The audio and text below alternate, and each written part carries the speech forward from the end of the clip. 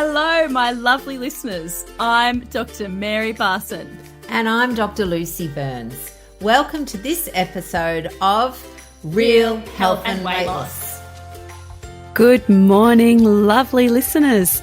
Dr. Mary Barson from Real Life Medicine here. And today I am joined by my fabulous doctor colleague, Dr. Lucy Burns. How are you, my friend?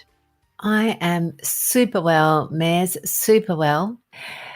My hubby and I have bought a caravan. So we've joined the grey nomads, or in my case, the blonde nomad, because one of the things that we decided last year in lockdown was that we did want to travel more, but have a little bit of independence. So we've had fun fitting it out. We've taken it for a little practice voyage, and that went well.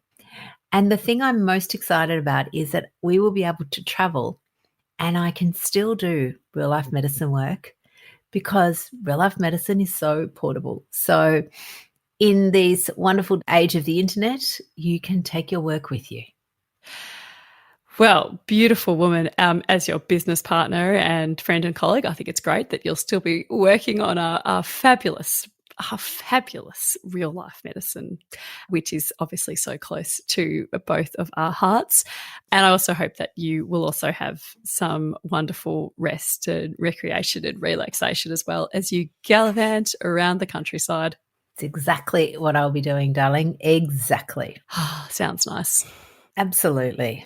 Now, this week we are diving into part 2. It was meant to be hypnosis versus meditation, or hypnosis and meditation last week, but we got so, invested in our topic on hypnosis that we ran out of time to discuss meditation. So we thought we'd talk about it this week. And what we thought we'd address would be, the similarities where hypnosis and meditation, there is some crossover, but more importantly, the differences and the ways in which you can use meditation as a tool to improve your health. Obviously one of our favourite topics because we completely ran away with it last week and spent our entire budgeted time talking about hypnosis. But we can also spend a lot of time and energy discussing meditation and mindfulness. As weight loss doctors, we love meditation and mindfulness because almost everything, not everything, but almost everything with regards to healing your metabolic health and losing weight permanently happens inside your beautiful mind. Absolutely. And our minds are slippery. Like, they are difficult to manage. Would you agree that human minds are hard? They're like a wet octopus. They are like a wet octopus. I like that. I was thinking a slippery fish, but a wet octopus is a much better analogy. It is. Yeah, you just think you've got it and then an arm shoots out and takes you off on a little direction. So yes, definitely. It's a lifelong journey, learning how to work with your brain, to manage your brain, and to continue on this beautiful personal development journey that is permanent health and weight loss. Absolutely. So, lovely listeners, meditation, it's not a global term, it's a blanket term for many techniques that you can use to induce a relaxation state. So in many ways it does share some similarities with hypnosis. But I think what's happening at the moment again is that people are using mindfulness and meditation interchangeably. And you can do meditation as part of your mindfulness practice, but there's some quite distinct differences that we thought we'd explore today.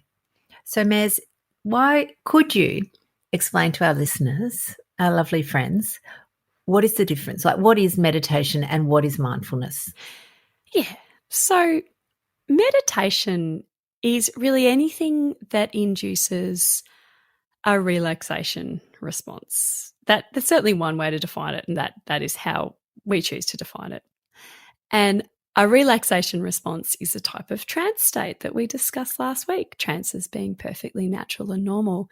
And it is a natural state that we can get into, gets better with practice, where we literally change our physiology for a period of time while we're in the relaxation response. And indeed, the beautiful physiological changes can actually persist beyond that period of relaxation. And when you're in a relaxation response, lots of beautiful things happen. You feel relaxed and nice. Usually a beautiful sense of well-being and calm comes over you, often stillness. Your heart rate goes down, your blood pressure goes down, your oxygen consumption reduces, your brain waves actually change. The pattern of electricity that your brain emits changes, and you get beautiful hormonal changes. Your cortisol levels decrease, your adrenaline and noradrenaline levels decrease, and it's extremely healthful. A shorthand way of saying it is that you're really activating the relaxation part of your autonomic nervous system. So you are entering a lovely rest and digest phase and dampening down and reducing your stress pathway in your autonomic nervous system, the fight or flight response. And it's lovely. And there's lots of ways that you can induce a relaxation response. And all of those broadly are called meditation. And it doesn't have to be sitting on a rock going at dawn. There's lots and lots of different ways that people can induce this relaxation response. They can be still, they can be moving. There's lots of different ways. Absolutely. And yoga, it can be part of that as well, can't it? Absolutely. I can get quite deep in a relaxation response when I'm really concentrating on my yoga. I'm a total yoga beginner, but that doesn't mean it doesn't benefit me. And mindfulness can be a way to induce a beautiful relaxation response. That's generally what I use it for, among other things, but it's not just that. Mindfulness it's bringing deliberate attention to our mind. So mindfulness is the deliberate intention to observe our minds and to observe the activity of our mind in a really non-judgmental way. And one way to do this is to get into a fairly nice sort of, calm, relaxed state and watch your mind, the thoughts that you have in a really non-judgmental way, and then gently try and bring your awareness back to something in the present is generally a way that it's done. So the breath, bringing your mind back to your breath, observing how your mind then wanders off to the billion things that you've got to do, to that embarrassing thing that happened yesterday, to that stressful deadline you've got looming, just watching how your mind will wander off like that, observing your thoughts. And then once you notice that your thoughts have gone off, you then bring them back to your breath, for example. And then your thoughts will wander off again because that is what your brain does. And then you gently bring it back again. Mindfulness is kind of like, you could define it as this sort of mental dance that you do. And doing this mental dance, concentrating on your breath, watching your thoughts wander off and then gently bringing them back and backwards and forwards is often relaxing. People will often get into a meditative state doing this practice, and that is called mindful meditation. It's a very accessible form of meditation for a lot of people that's got the double added fabulous benefit of mindfulness as well, but they are actually distinct. Yeah, and I guess one of the things I would just like to jump in there is expectation management. So for a lot of people, they think they start, so many people go, I've tried meditation, I can't do it. Because they start and their mind wanders off, and then they start again and their mind wanders off and they start again. And that's actually normal. Like, that is so normal. If your mind doesn't do that at the start, then maybe there's something going wrong. So I would be saying, expect that to happen, anticipate that will happen, and be reassured that that is completely normal. And like everything, though, it can feel uncomfortable, because some of the reason we don't want to be in the present or with our thoughts, some of the reasons that we spend all this time keeping ourselves distracted and busy is because maybe some of our thoughts are unpleasant. Yes. And maybe they're uncomfortable. And maybe they're judgmental, and maybe we don't really like them. And so meditating, when we strip back all the things that we use to distract ourselves, feels really hard. It really can. It comes under the auspices of self-care and not necessarily self-soothing, to take us back a few episodes. It definitely can be self-soothing, but it's not necessarily. And certainly if you have got a really stressed out brain, like there's a lot going on for you, then the idea of sitting down with your thoughts, the idea of letting go into relaxation can be really uncomfortable. At least initially, there could be a significant barrier and resistance there. Exactly. But here's a reframe for you, friends.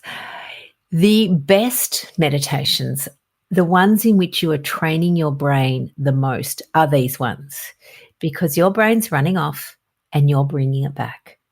And every time you bring it back, without judgment, without getting cross at yourself, without getting exasperated, every time you bring it back, that is actually the beauty. Like, that is the training.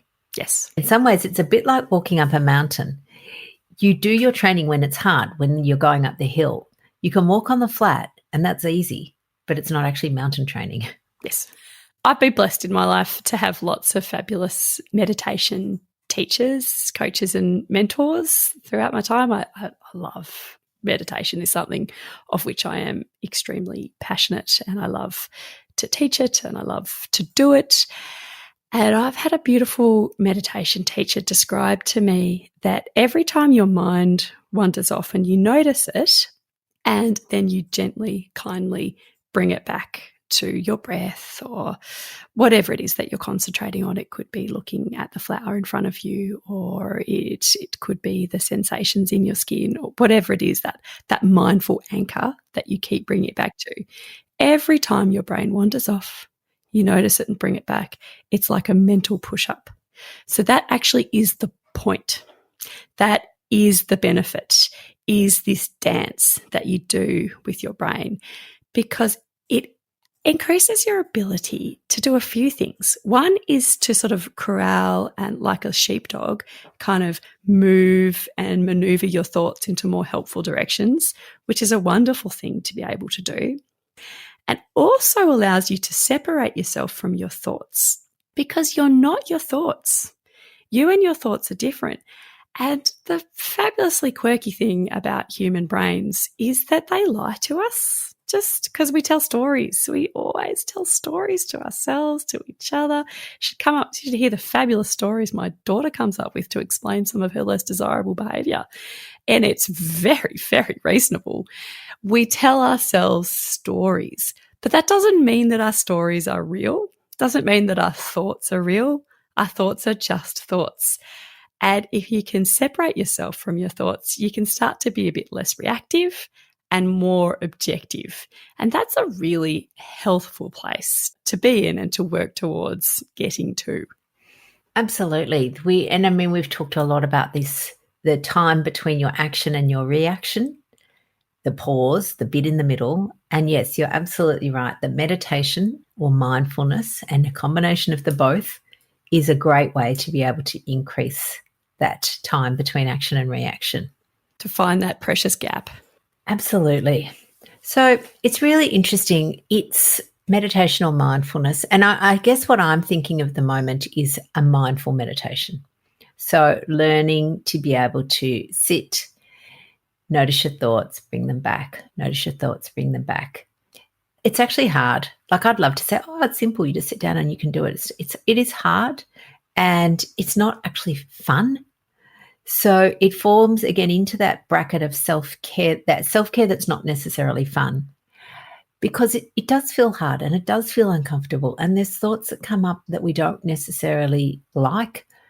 And when you are able to redirect, I love your analogy then of the sheepdog and corralling them, but I also like the analogy that people will use about your brain being the station. The thoughts can come in. You choose to whether you want to get on that thought or whether you just step back and let it go. You're not running after the train, trying to get on it. You've let it go and it just zooms off to wherever it's going. You can't stop the thoughts coming in. You'll just get run over. But you get to decide whether you want to engage with them or not. And you can just let them go. And letting them go doesn't require a lot of effort. I think a lot of people try and let go by chasing them away. but in fact, you just end up hanging on to them. It's just letting go. And mindfulness is a beautiful tool to allow you to learn that skill. But it won't happen in the first time you do it. And it probably won't even happen the second time. It takes a little while. It takes a practice to do this. And I think sometimes people set themselves up for things that are a bit hard. You know, they'll sit down, they're going to do 10 minutes.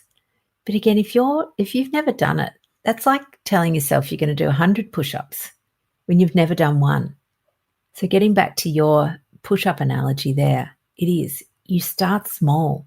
Set yourself up for the win. Just do the one push-up. Do a couple on your knees. Yeah. So so because you could start off with the goal of doing a minute, 2 minutes. I'm a big fan of the 3-minute mindful meditation in the morning because it's extremely doable and it honestly does make a difference. Even just 3 minutes a day can make a difference. And it really does make a difference. So doing some regular mindfulness, particularly, or meditation, literally changes your brain. Like it literally changes your brain and your body. It changes the gene expressions that get turned on and off. It causes these healthful epigenetic changes within our bodies. So this is literally changing your body and your mind for the better. It's powerful stuff. It is. And, you know, I think the things I love about it is it's portable, because you can take your brain and your breath wherever you go, or your brain in the back of your eyelids. Some people use the colours on the back of their eyelids as their anchor. You can take it wherever you go. Once you learn the skill, it's, you know, you don't need any equipment, maybe a chair. You don't even need a chair. You can lie down. You don't have to have a fancy cushion. You don't need a special meditation room. You can do it wherever you want, whenever you want. Maybe not driving, but... Not driving. Yeah. There's so many ways to do it. One of the offers that we have for people who may be interested in doing mindful meditation is in May, we have a course coming, and it really steps you through mindful meditation in a very gentle way, starting with 1 minute. Perfect. So every day, yes.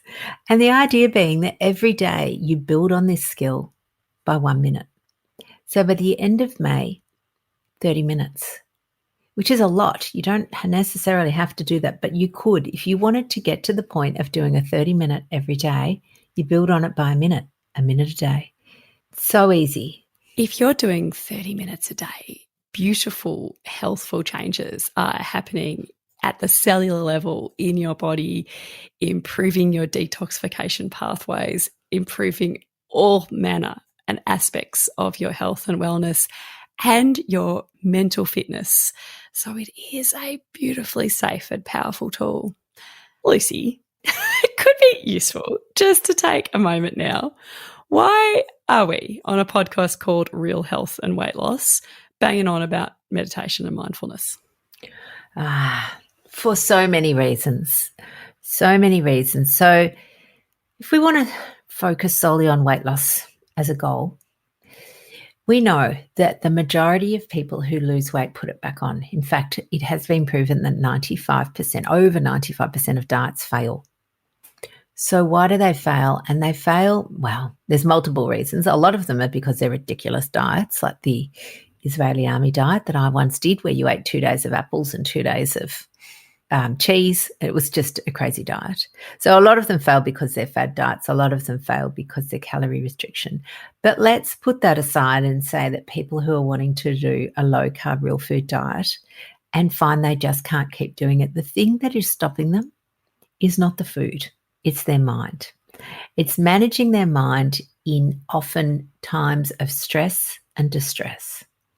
So learning to manage your mind in a way that you can use helpful tools to self-soothe is one part of it.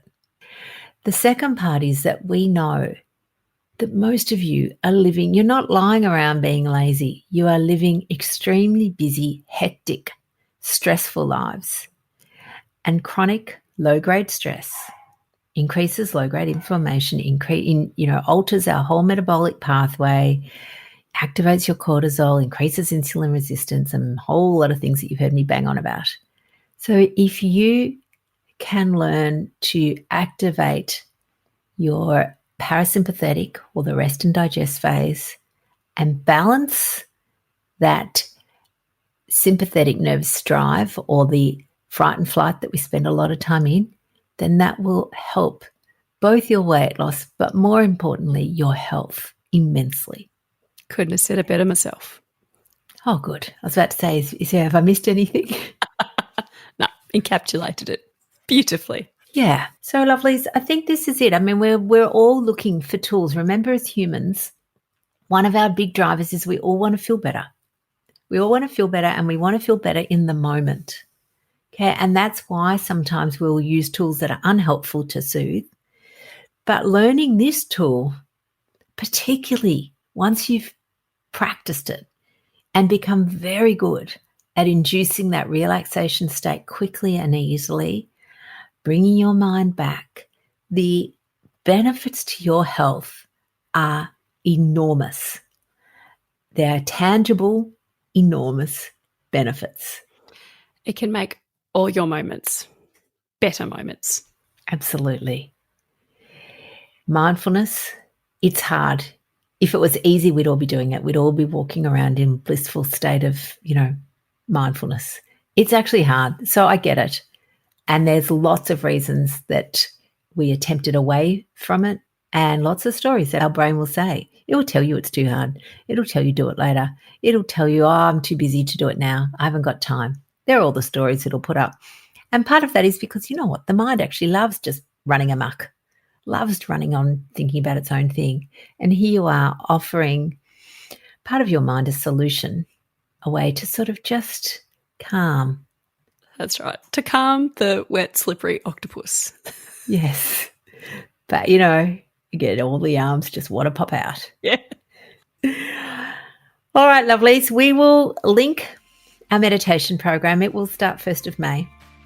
We will link that in the show notes as well if you're interested in starting on a journey with us, 1 minute a day, increasing slowly, calmly, setting you up for success so that by the end of May, you can do 30 minutes. Then hop on in. We will see you soon. Bye-bye, everybody.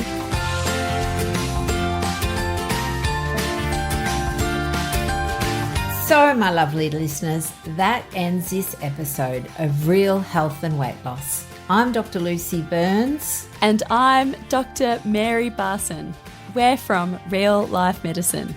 To contact us, please visit rlmedicine.com. And until next time, thanks for listening. The information shared on the Real Health and Weight Loss podcast, including show notes and links, provides general information only. It is not a substitute, nor is it intended to provide individualized medical advice, diagnosis, or treatment, nor can it be construed as such. Please consult your doctor for any medical concerns.